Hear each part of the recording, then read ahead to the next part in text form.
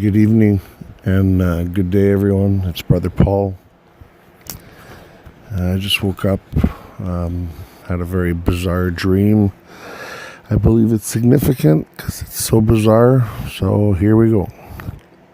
I had a dream that a very large number of people were going off to try to get somewhere. And they were very divided, but all in the beginning anyway, walking together. And some people were arguing about kind of like their theology, and it was really bizarre. It ended up at a meeting, and this part won't make any sense, but I'll say it anyway.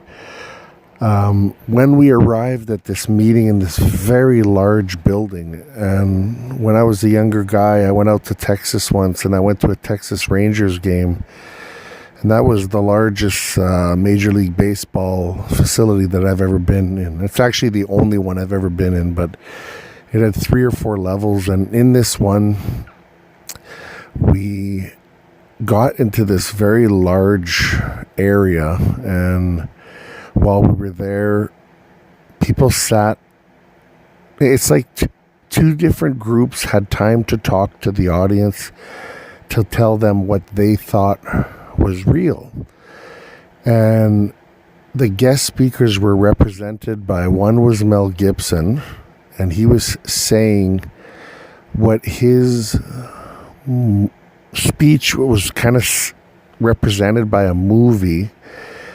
And at this point, I'm just guessing, but I'll use the movie The Passion. He was talking about how his actor was righteous. And there was a guy criticizing in the audience. When I looked out to see who it was Jack Nicholson. And he was giving a point of view that it only dawned on me when I woke up that their views were kind of like one was the left and one was the right. So maybe that represented political different views, I'm not sure.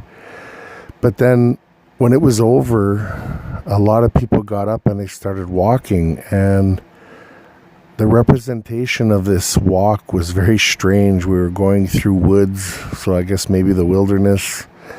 And this one woman put on a blanket, like a puffy blanket, kind of like the ones you'd put on the top of your bed, like the down-filled blankets.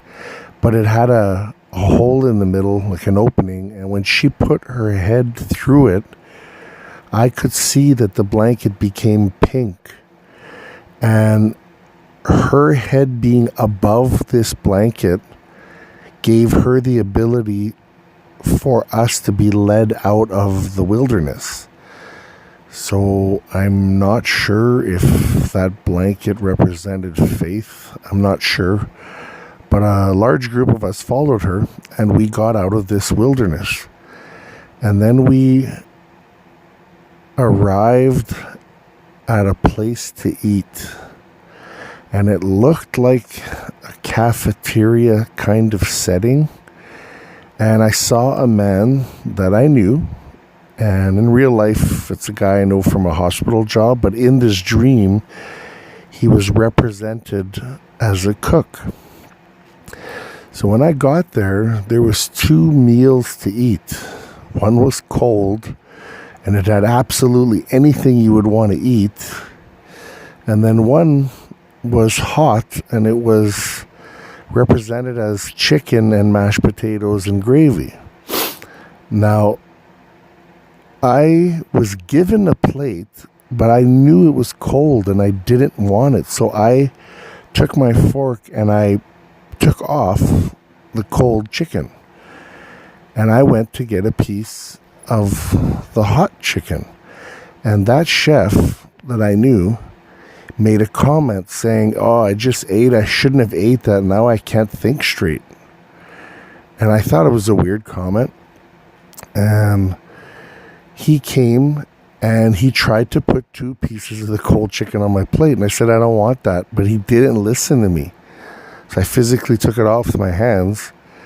And I said, "Please give me a warm piece of chicken." And I'm not even kidding, when he gave me a piece the size of like a crouton, that you would put on salad. And I looked at him kind of like, are you serious? And then I realized he wasn't looking at me, and it's like he was reacting in a robotic way. Like, he wasn't listening to me, he was listening to another script or something. And that was where the dream ended. But the strange thing about this is I've actually had 4 or 5, maybe even 6 other dreams, and it's always eating chicken, and it's always, I don't know how to explain this. I've always ignored it, thinking, maybe I'm hungry in my sleep, and I was ignoring this chicken thing. But this is the first time it was explained as hot and cold. If you ate the cold, you completely thought a different way. So I'm going to ask if the interpreters can take a swing at this one, because a few things stood out in this one that really confused me. So anyway, love you guys, and Jesus loves you more. And I look forward to your comments.